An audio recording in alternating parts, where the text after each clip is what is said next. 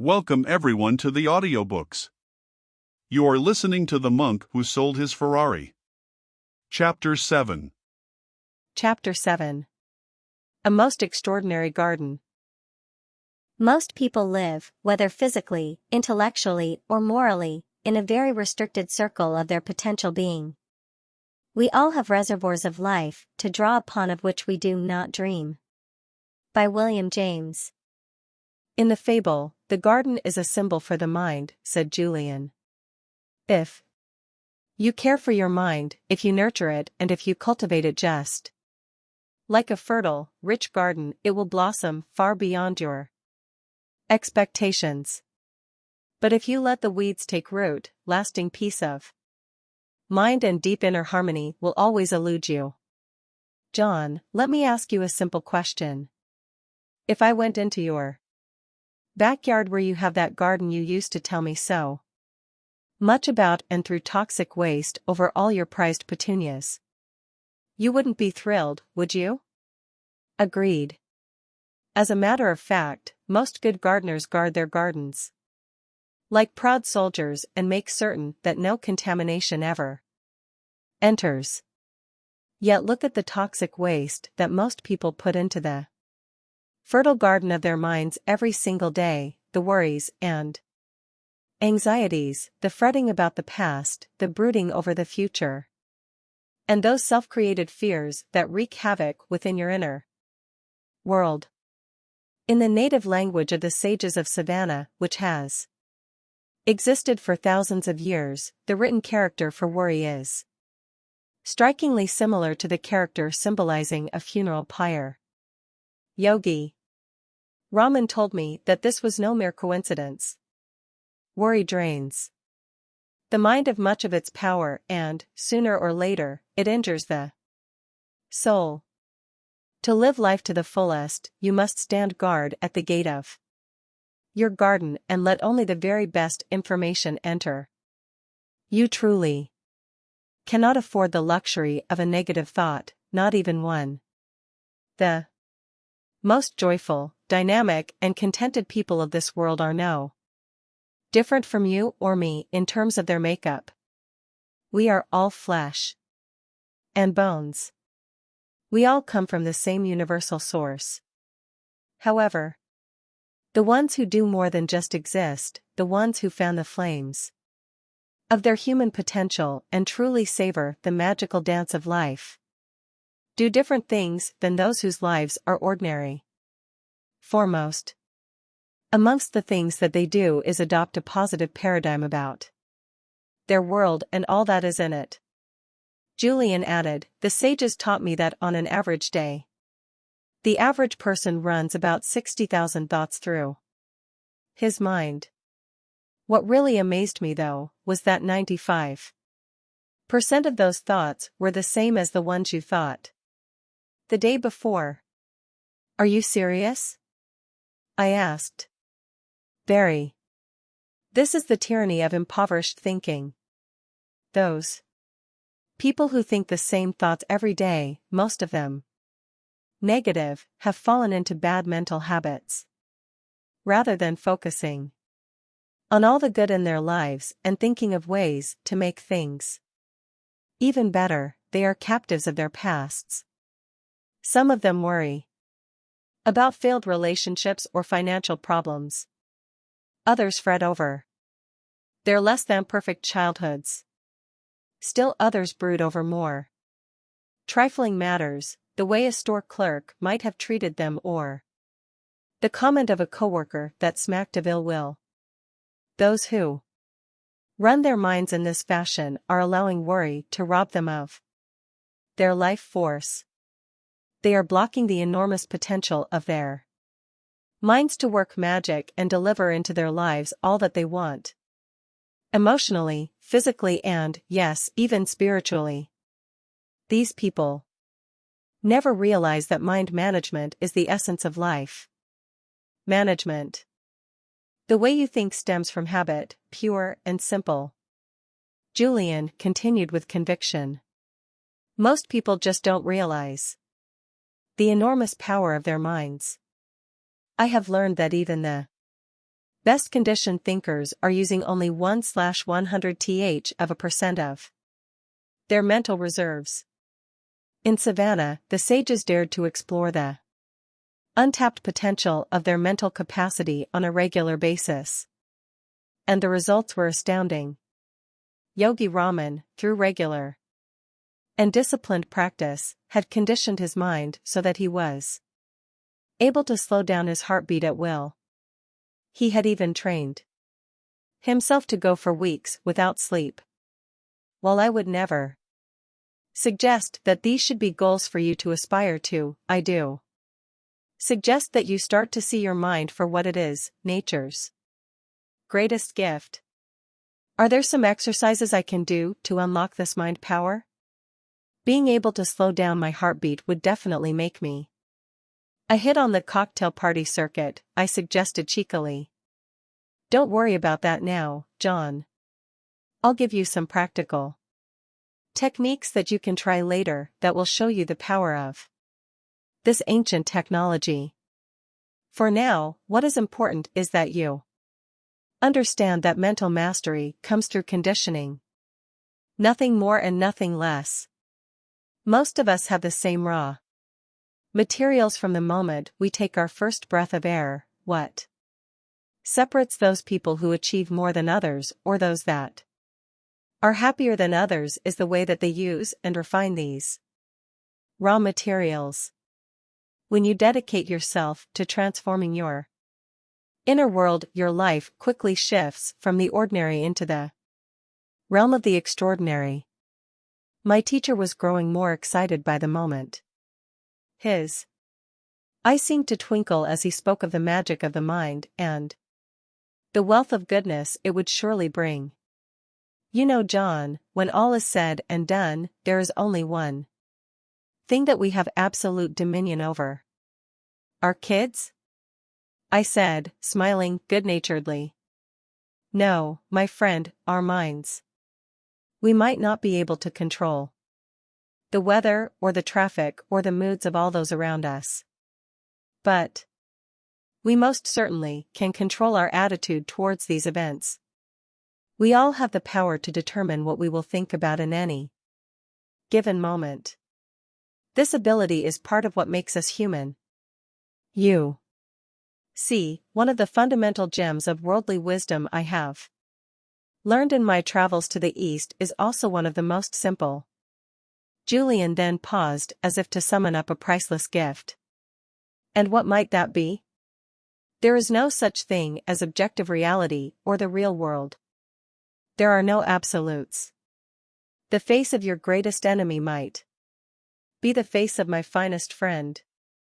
An event that appears to be a tragedy to one might reveal the seeds of unlimited opportunity to another. What really separates people who are habitually upbeat and optimistic from those who are consistently miserable is how the circumstances of life are interpreted and processed. Julian, how could a tragedy be anything but a tragedy? Here's a quick example. When I was traveling through Calcutta, I met a schoolteacher named Malika Chand. She loved teaching and treated her students as she would her own children, nurturing their potential with great kindness. Her perennial motto was, "Your IQ is more important than your IQ." She was known throughout her community as a person who lived to give, who selflessly served anyone in need. Sadly, her beloved school, which had stood as a silent witness to the delightful progress of generations of children, succumbed to the flames of a fire set by an arsonist one night. All those in the community felt this great loss.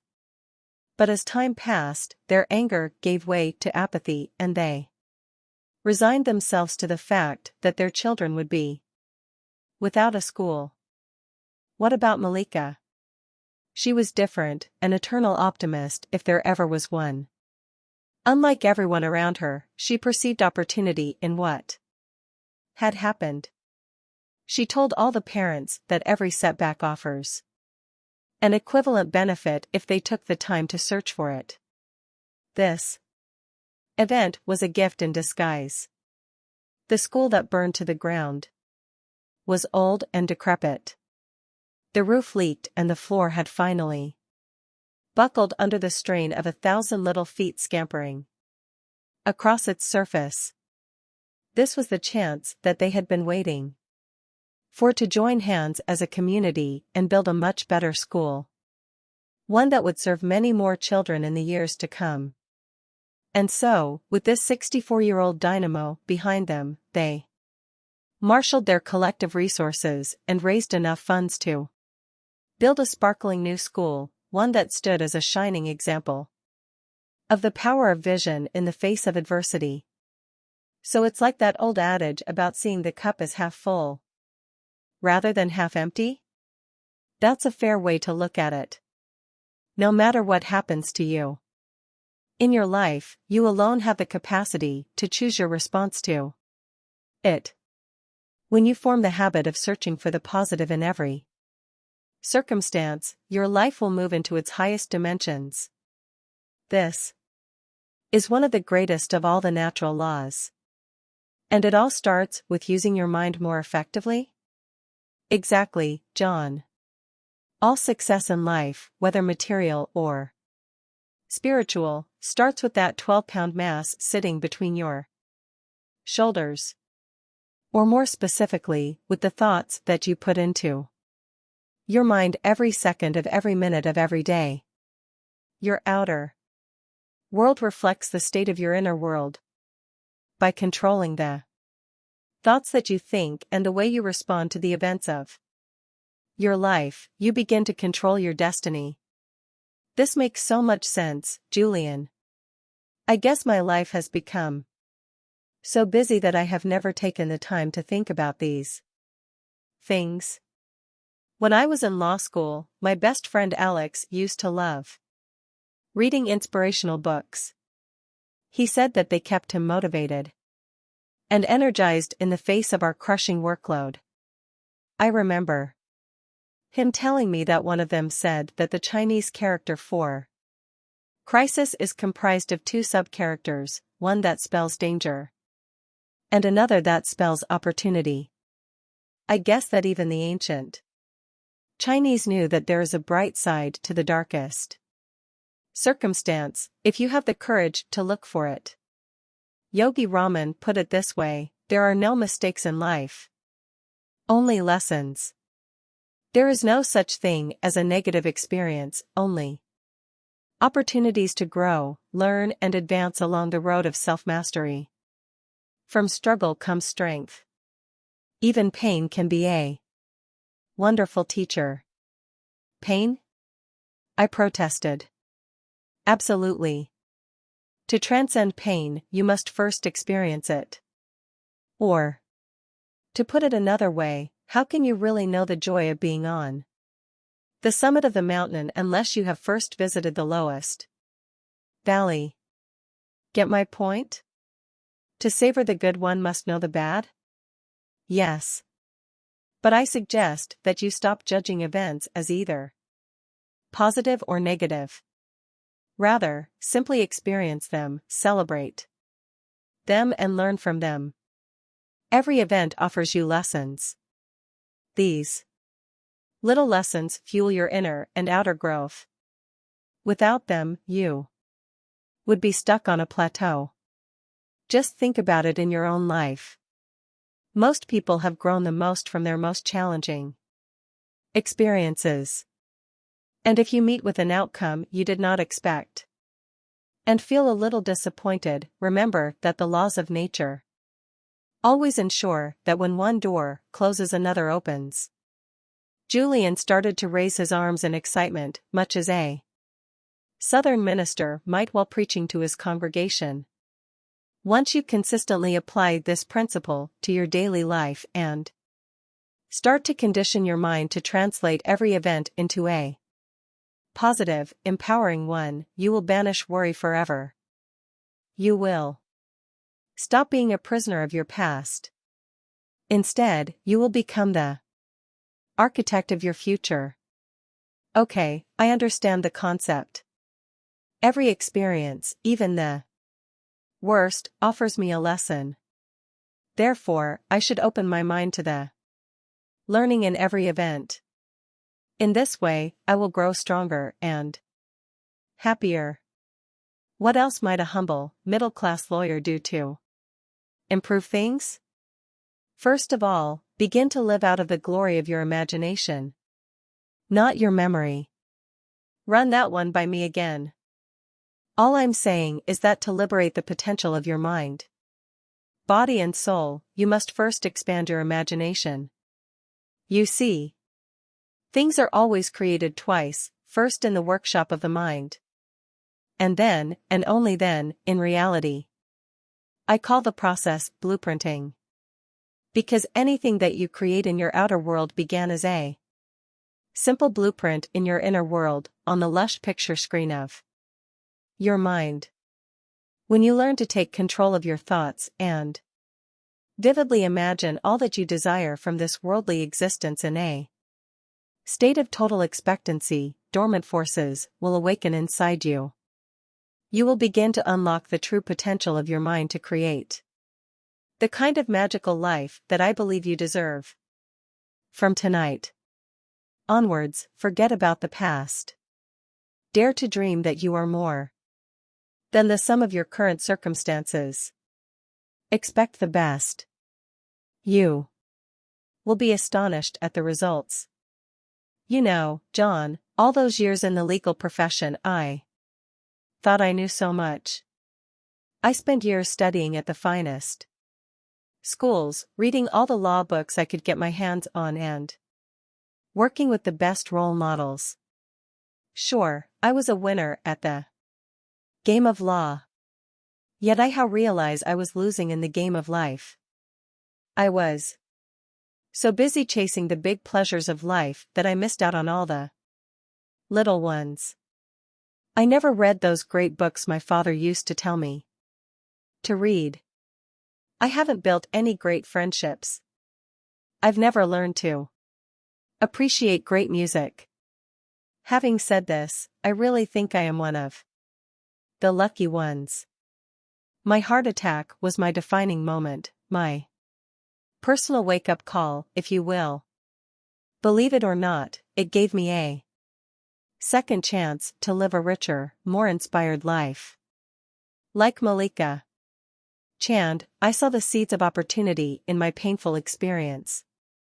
More importantly, I had the courage to nourish them. I could see that while Julian had grown younger on the outside, he had grown far wiser within. I realized that this evening was more than just a fascinating conversation with an old friend. I realized that tonight could be Ray's own defining moment and a clear chance for a new beginning. My mind started to consider all that was wrong in my own life. Sure, I had a great family and a stable job as a well-regarded lawyer. Yet in my quiet moments I knew there had to be more. I had to fill that emptiness that was starting to envelope my life. When I was a kid, I dreamed such great dreams. Often, I visualized myself as a sports hero or as a business tycoon. I really believed that I could do, have, and be whatever I wanted to be. I also remembered the way I used to feel as a young boy growing up on the sun-splashed West Coast. Fun came in the form of simple pleasures. Fun was spending a glorious afternoon skinny dipping or riding through the woods on my bicycle. I had such a curiosity for life. I was an adventurer. There were no limits on what my future could bring. I honestly don't think I have felt that kind of freedom and joy for 15 years. What happened? Perhaps I lost sight of my dreams when I became an adult and resigned myself to acting the way adults were supposed to act.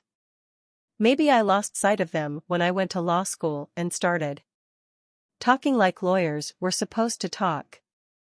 In any event, that evening with Julian at my side, pouring his heart out over a cup of Cold tea made me resolve to stop spending so much time making a living and to spend far more time creating a life. Looks like I have you thinking about your life also, Julian observed. Start thinking about your dreams for a change, just like when you were a little child. Jonas Salk said it best when he wrote, I have had dreams, and I have had nightmares. I overcame the nightmares because of my dreams. Dare to dust off your dreams, John. Start to revere life again and celebrate all of its wonders. Awaken yourself to the power of your own mind to make things happen. Once you do, the universe will conspire with you to work magic in your life. Julian then reached into the depths of his robe and pulled out a little card, about the size of a business card, which had tears along its sides, apparently the result of many months of constant use. One day, while Yogi Raman and I were walking along a quiet mountain path, I asked him who his favorite philosopher was. He told me that he had many influences in his life, and it was difficult for him to single out any one source for his inspiration. There was one quotation, however, that he carried deep within his heart, one that encapsulated all the values he had come to cherish over a life spent in quiet contemplation. At that glorious place, deep within the middle of nowhere, this learned sage of the East shared it with me. I too etched its words into my heart. They serve as a daily reminder of all that we are, and all that we can be. The words came from the great Indian philosopher Patanjali. Repeating them aloud every morning before I sit down to meditate has had a very profound influence on the course of my day. Remember, John, words are the verbal embodiment of power. Julian then showed me the card. The quotation read, when you are inspired by some great purpose, some extraordinary project, all of your thoughts break their bonds, your mind transcends limitations, your consciousness expands in every direction, and you find yourself in a new, great and wonderful world. Dormant forces, faculties and talents become alive, and you discover yourself to be a greater person than you ever dreamed yourself to be. In that instant, I saw the connection between physical vitality and mental agility. Julian was in picture-perfect health and looked many years younger than he had when we had first met. He brimmed with vibrancy, and it appeared that his energy, enthusiasm, and optimism knew no bounds. I could see that he had made many changes to his former lifestyle, but it was obvious that the starting point of his magnificent transformation was mental fitness. Success on the outside indeed begins with success on the inside, and by changing his thoughts, Julian Mantle had changed his life. Exactly how can I develop this positive, serene and inspired attitude, Julian? After all these years in my routine, I think my mental muscles have grown a little flabby. Come to think of it, I have very little control over the thoughts that are floating around the garden of my mind, I said with sincerity. The mind is a wonderful servant but a terrible master. If you have become a negative thinker, this is because you have not cared for your mind and taken the time to train it to focus on the good. Winston Churchill said that the price of greatness is responsibility over each of your thoughts. Then you will install the vibrant mindset you are looking for. Remember, the mind truly is like any other muscle in your body. Use it or lose it. Are you saying that if I don't exercise my mind it will grow weak? Yes. Look at it this way. If you want to strengthen the Muscles of your arm, to achieve more, you must train them. If you want to toughen up your leg muscles, you must first exert them. Similarly, your mind will do wonderful things for you if only you will let it. It will attract all that you desire into your life, once you learn how to operate it effectively. It will create ideal health if you care for it properly. And it will return to its natural state of peacefulness and tranquility, if you have the vision to ask for it.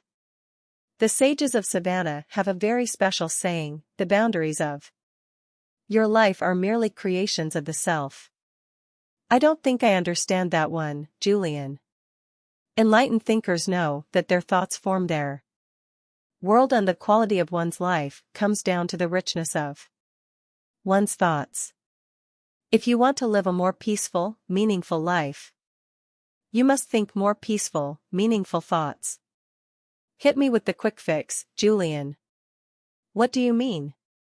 Julian asked gently, running his bronzed fingers along the front of his brilliantly textured robe.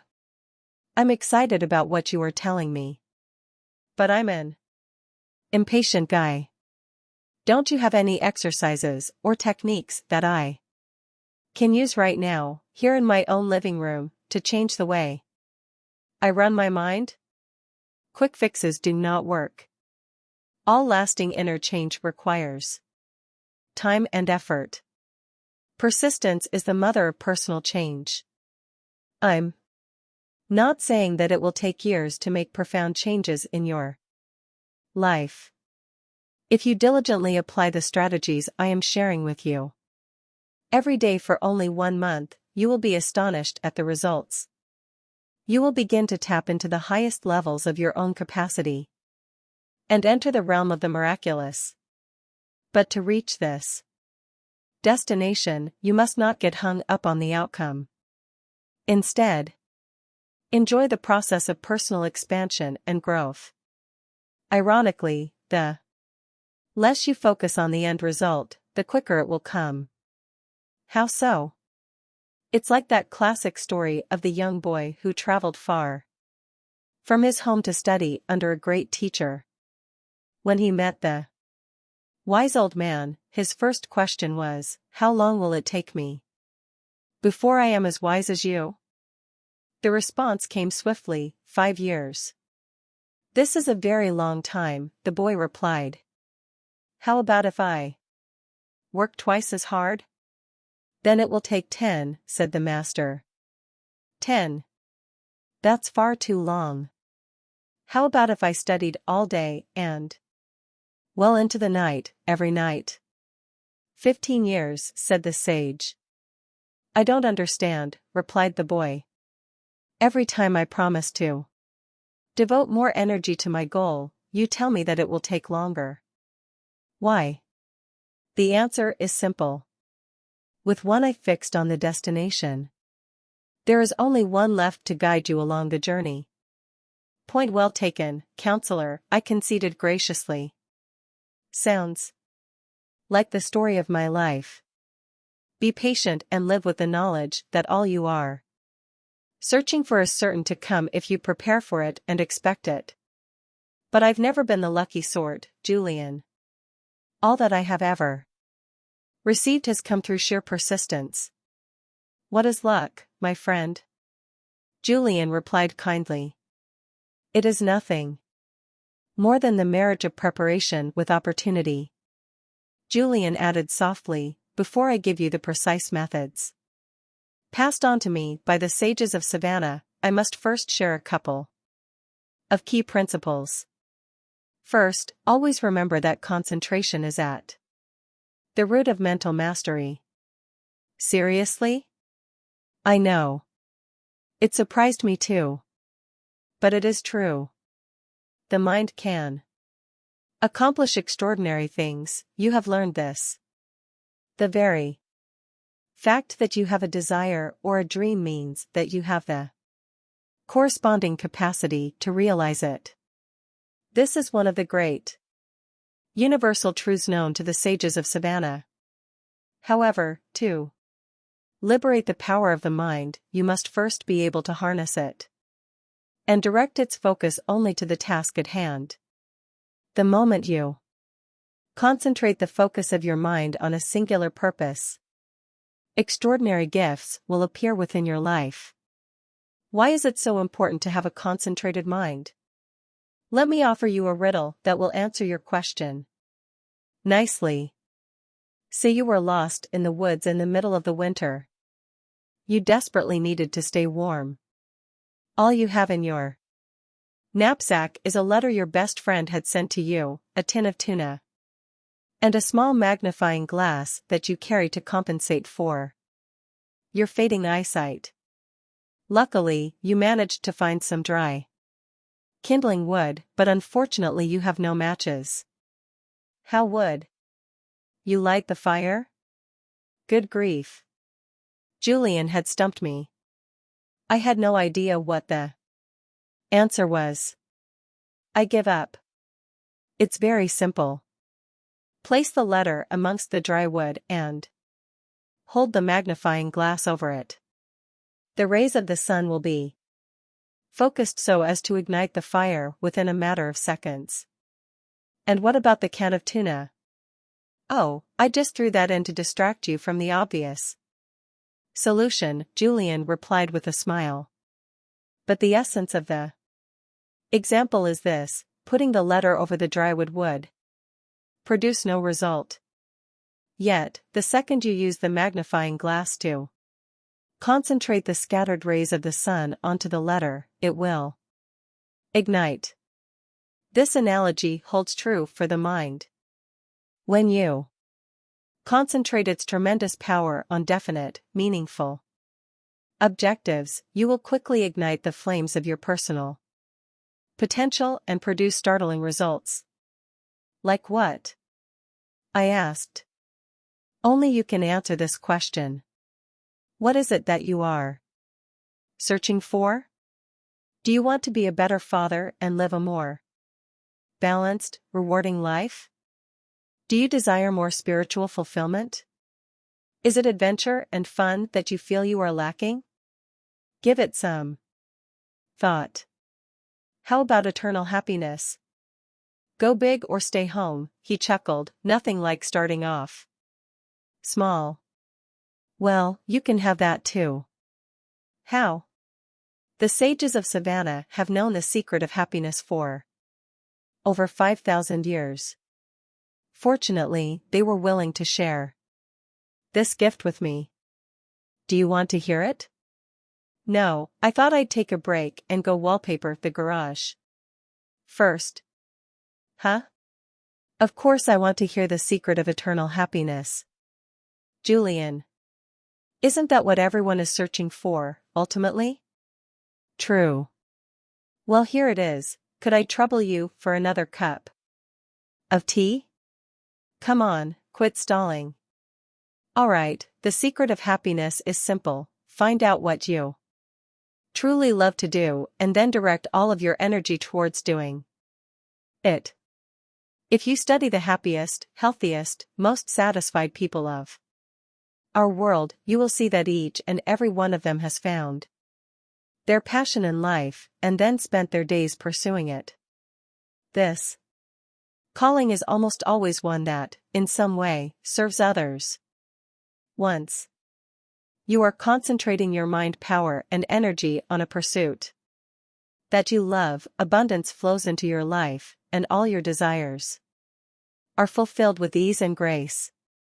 So simply figure out what turns you on and then do it. If it is a worthy pursuit, Julian replied.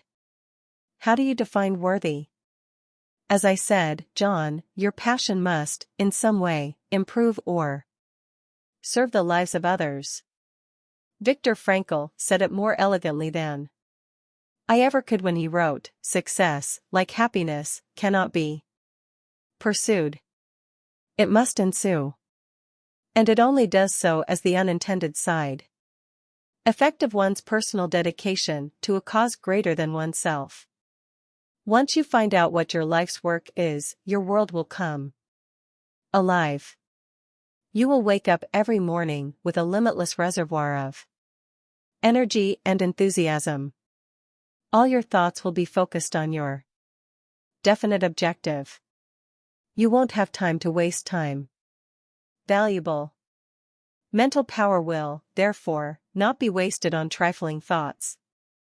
You will automatically erase the worry habit and become far more effective and productive.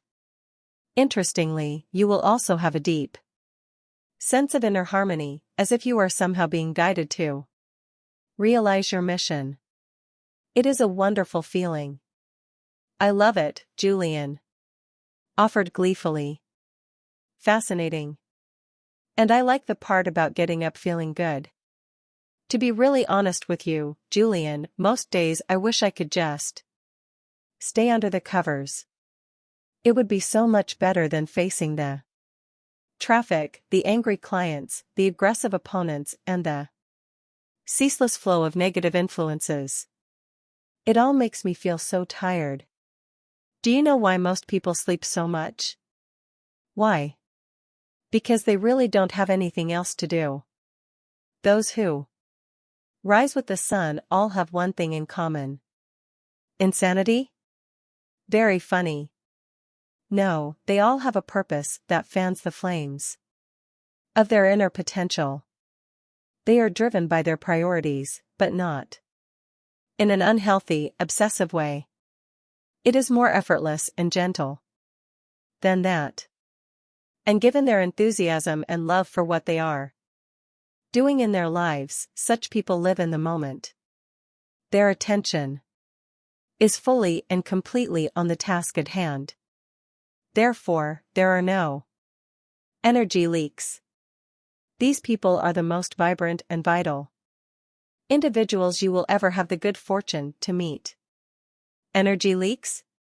Sounds a little new agey, Julian. I'll bet you didn't learn that one at Harvard Law School. True. The sages of Savannah pioneered that concept. Though it has been around for centuries, its application is just as relevant today as it was when it was first developed. Too many of us are consumed by needless and endless worry. This drains us of our natural vitality and energy. Have you ever seen the inner tube of a bicycle tire? Of course. When it is fully inflated, it can easily take you to your destination. But if there are leaks in it, the tube eventually deflates, and your journey comes to an abrupt end. This is also how the mind works. Worry causes your precious mental energy and potential to leak, just like air leaking out of an inner tube. Soon, you have no energy left. All of your creativity, optimism, and motivation has been drained, leaving you exhausted. I know the feeling. I often spend my days in the chaos of crisis.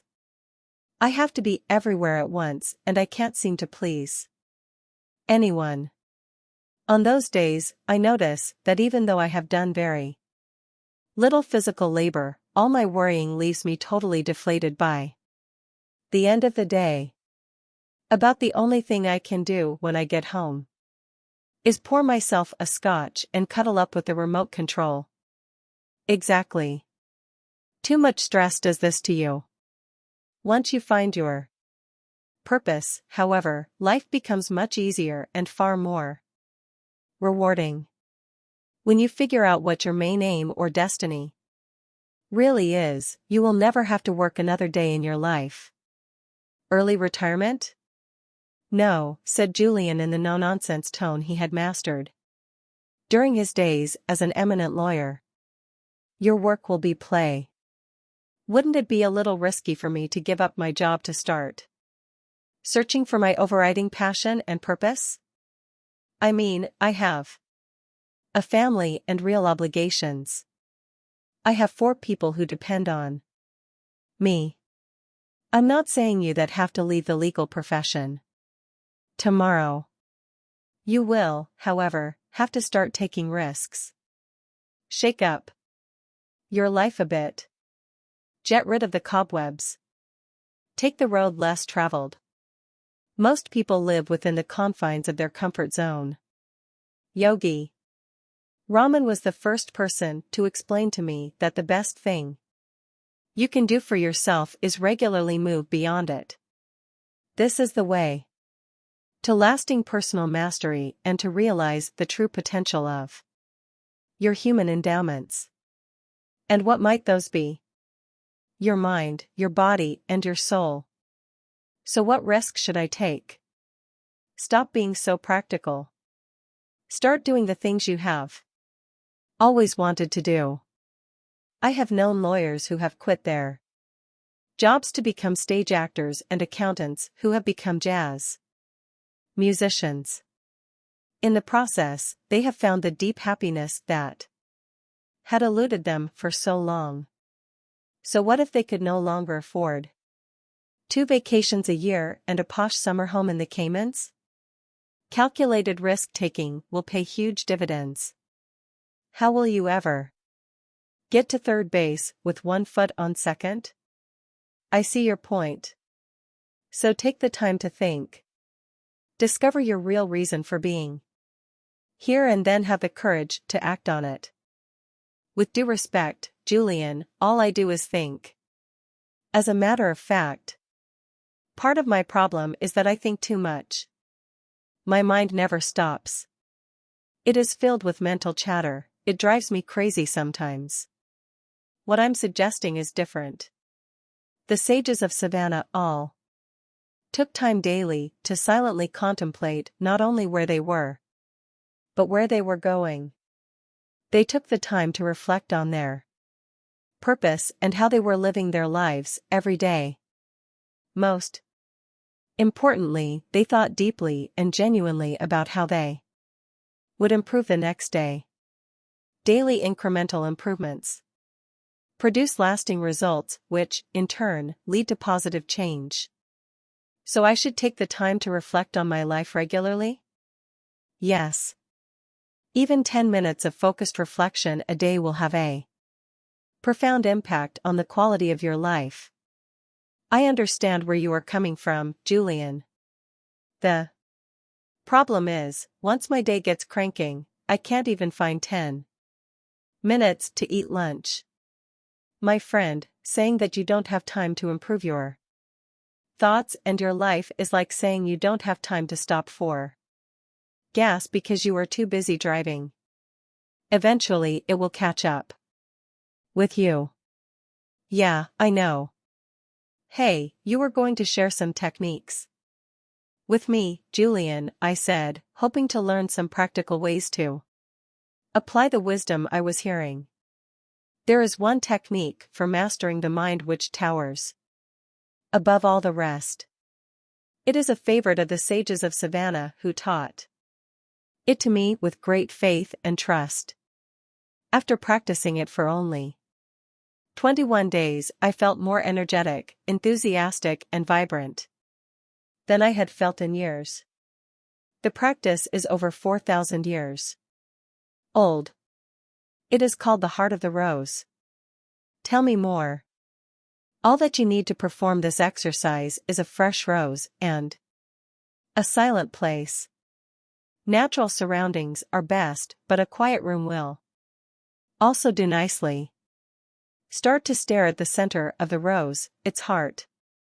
Yogi Raman told me that a rose is very much like life. You will meet thorns along the way, but if you have faith and believe in your dreams, you will eventually move beyond the thorns into the glory of the flower. Keep staring at the rose. Notice its color, texture, and design. Savor its fragrance and think only about this wonderful object in front of you. At first, other thoughts will start entering your mind, distracting you from the heart of the rose. This is the mark of an untrained mind. But you need not worry. Improvement will come quickly. Simply return your attention to the object of your focus. Soon your mind will grow strong and disciplined.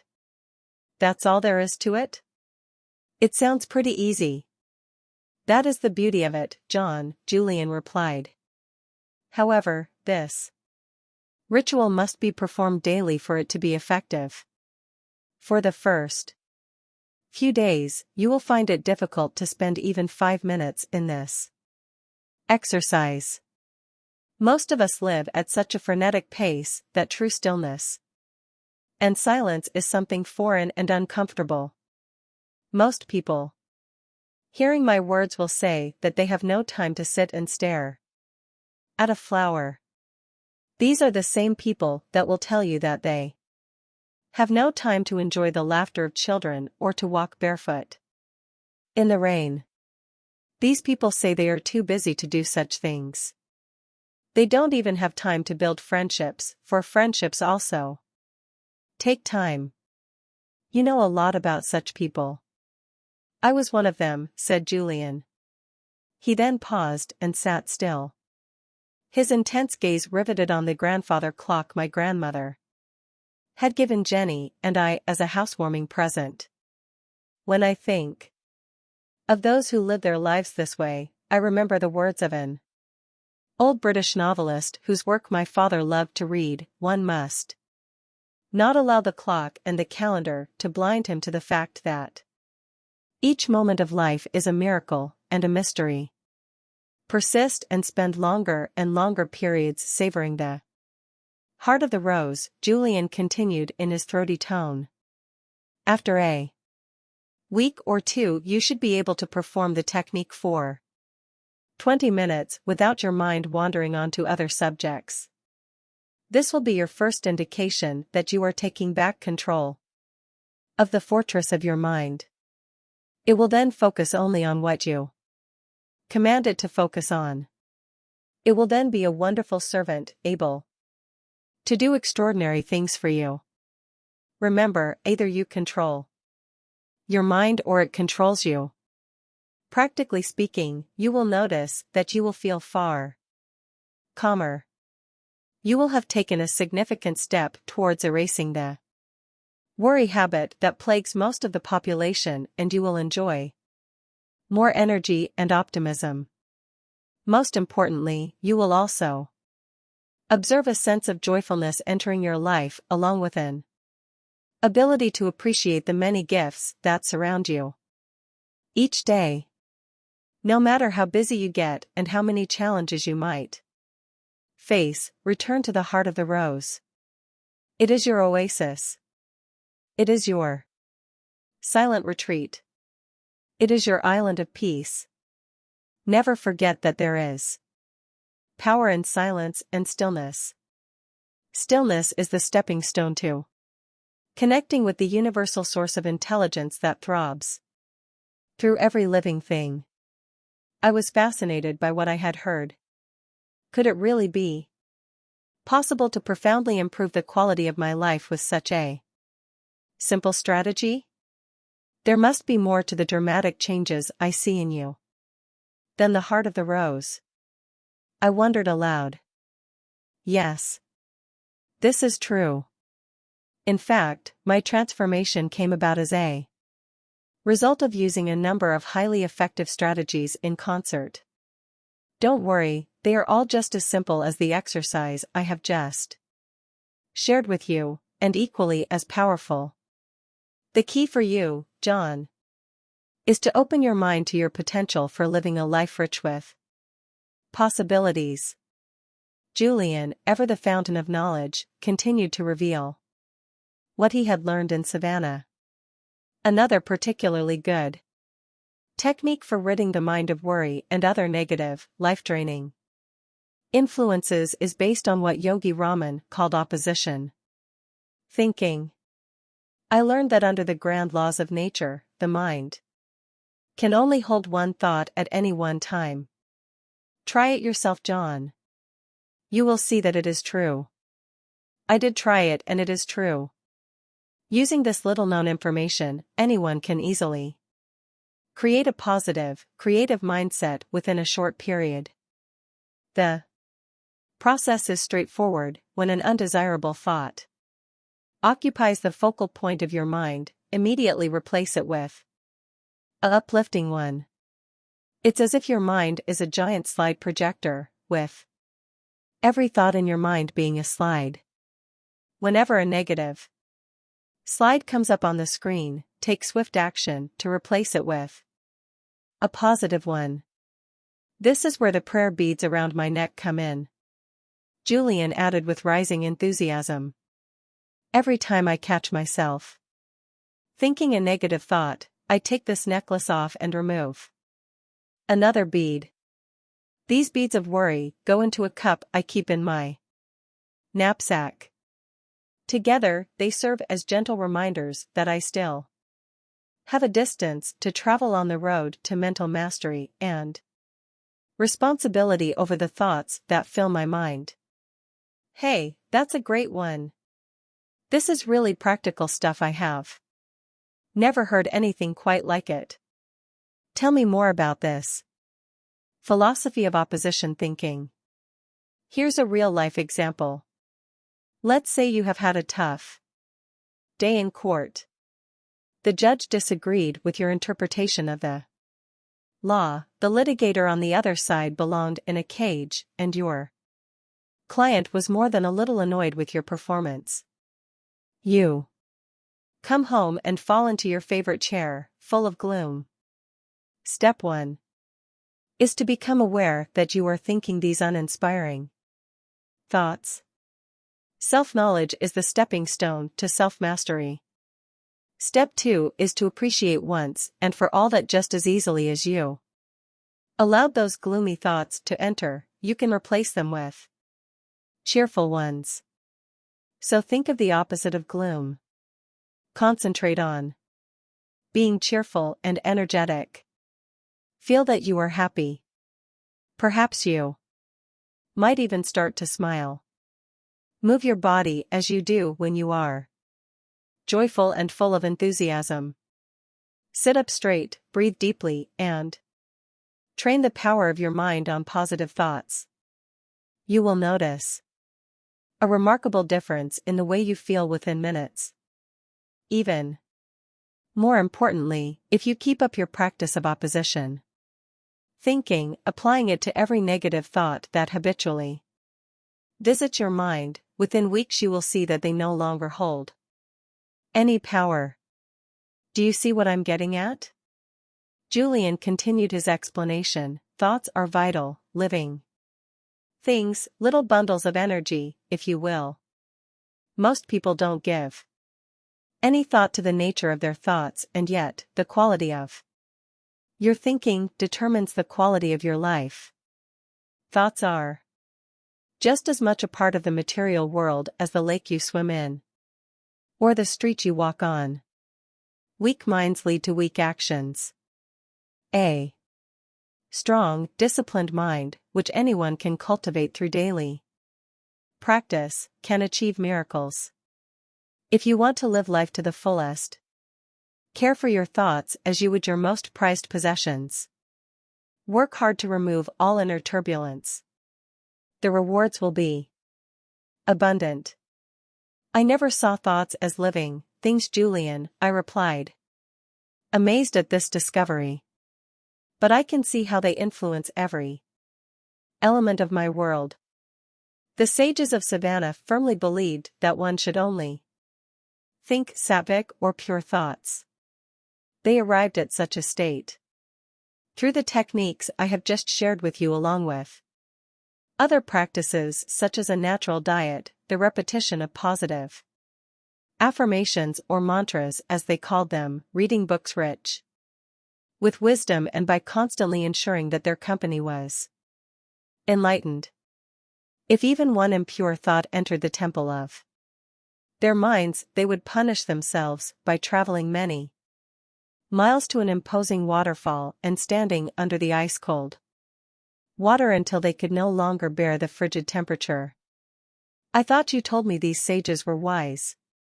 Standing under an ice-cold waterfall deep in the Himalayan mountains for thinking one little negative thought strikes me as extreme behavior. Julian was lightning fast in his response, the result of his many years as a world-class legal warrior. John, I'll be blunt. You truly cannot afford the luxury of even one negative thought. Really? Really? A worrisome thought is like an embryo, it starts off small but grows and grows. Soon it takes on a life of its own. Julian stopped for a moment and then smiled. Sorry if I seem a little evangelistic when I speak on this subject, on the philosophy I learned on my journey. It's just that I have discovered tools that can improve the lives of many people, people who feel unfulfilled, uninspired and unhappy. A few adjustments in their daily routines. To include the heart of the rose technique and a constant application of opposition thinking will give them the lives they want. I think they deserve to know this. Before I move from the garden to the next element of Yogi Raman's mystical fable, I must let you know of one more secret, which will offer you great aid in your personal growth. This secret is based on the ancient principle that everything is always created twice, first in the mind and then in reality. I have shared already that thoughts are things, material messengers that we send out to influence our physical world. I have also informed you that if you hope to make remarkable improvements in your outer world, you must first start within and change the caliber of your thoughts. The sages of Savannah had a wonderful way to ensure that their thoughts were pure and wholesome. This technique was also highly effective in manifesting their desires, however simple, into reality. The method will work for anyone. It will work for a young lawyer who seeks financial abundance, just as it will work for a mother seeking a richer family life or a salesperson seeking to close more sales. The technique was known to the sages as the secret of the lake. To apply it, these teachers would rise at 4 a.m. as they felt that the early morning possessed magical qualities from which they could benefit. The sages would then travel along a series of steep and narrow mountain paths which eventually led them to the lower reaches of the region they inhabited. Once there, they would walk along a barely visible trail, lined with magnificent pine trees and exotic flowers until they arrived at a clearing. At the edge of the clearing was an aqua-blue lake covered by thousands of tiny white lotuses. The water of the lake was strikingly still and calm. It was truly a miraculous sight. The sages told me that this lake had been a friend to their ancestors over the ages. What was the secret of the lake?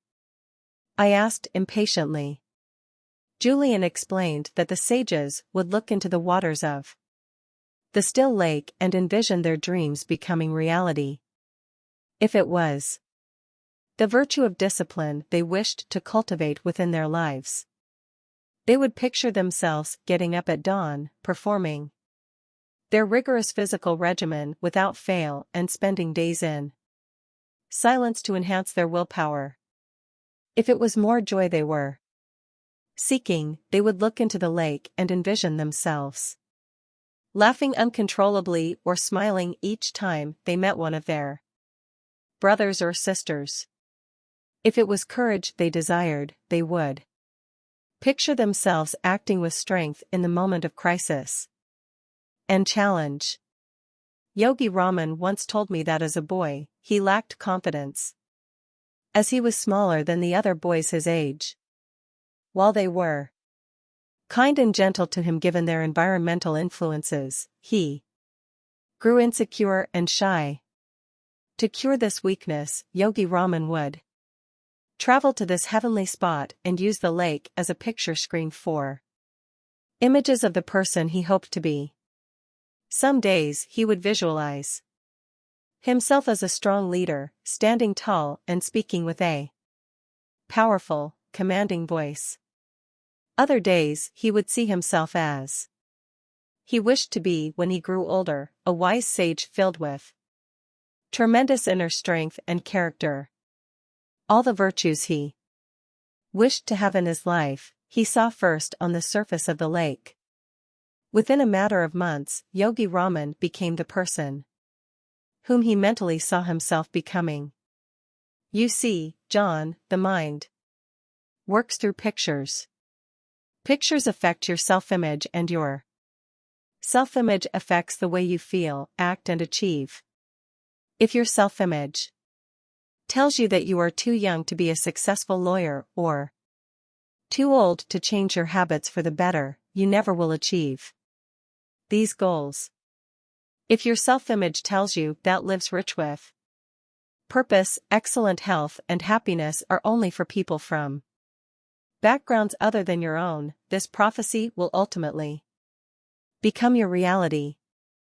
But when you run inspiring, imaginative pictures through the movie screen of your mind, wonderful things start to happen in your life. Einstein said that imagination is more important than knowledge. You must spend some time every day, even if it is just a few minutes, in the practice of creative envisioning. See yourself as you want to be, whether this means serving as a great judge, a great father, or a great citizen of your community. Do I have to find a special lake to apply the secret of the lake? I asked innocently. No. The secret of the lake was simply the sage's name for the ageless technique of using positive images to influence the mind. You can practice this method in your own living room or even at the office if you really want to. Shut your door, hold all calls, and close your eyes. Then take a few deep breaths.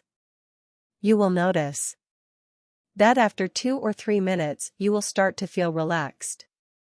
Next, visualize mental pictures of all that you want to be, to have, and to attain in your life. If you want to be the world's best father, envision yourself laughing and playing with your kids, responding to their questions with an open heart. Picture yourself acting gracefully and lovingly in a tense situation. Mentally rehearse the way you will govern your actions when a similar scene unfolds on the canvas of reality. The magic of visualization can be applied to so many situations. You can use it to be more effective in court, to enhance your relationships, and to develop yourself spiritually. Consistent use of this method will also bring you financial rewards along with an abundance of material gain if this is important to you. Understand once and for all that your mind has magnetic power to attract all that you desire into your life. If there is a lack in your life, it is because there is a lack in your thoughts. Hold wonderful pictures in your mind's eye. Even one negative image is poisonous to your mindset. Once you start to experience the joy this ancient technique brings, you will realize the infinite potential of your mind and begin to liberate the storehouse of ability and energy that currently sleeps within you. It was as if Julian was speaking a foreign tongue. I had never heard anyone speak of the magnetic power of the mind to attract spiritual and material abundance. Nor had I ever heard anyone speak of the power of imaging and its profound effects on every aspect of one's world. Yet, deep inside I had faith in what Julian was saying. This was a man whose judgment and intellectual abilities were impeccable. This was a man who was internationally respected for his legal acumen. This was a man who had walked down the path I was now journeying along. Julian had found something on his odyssey to the east, that much was clear.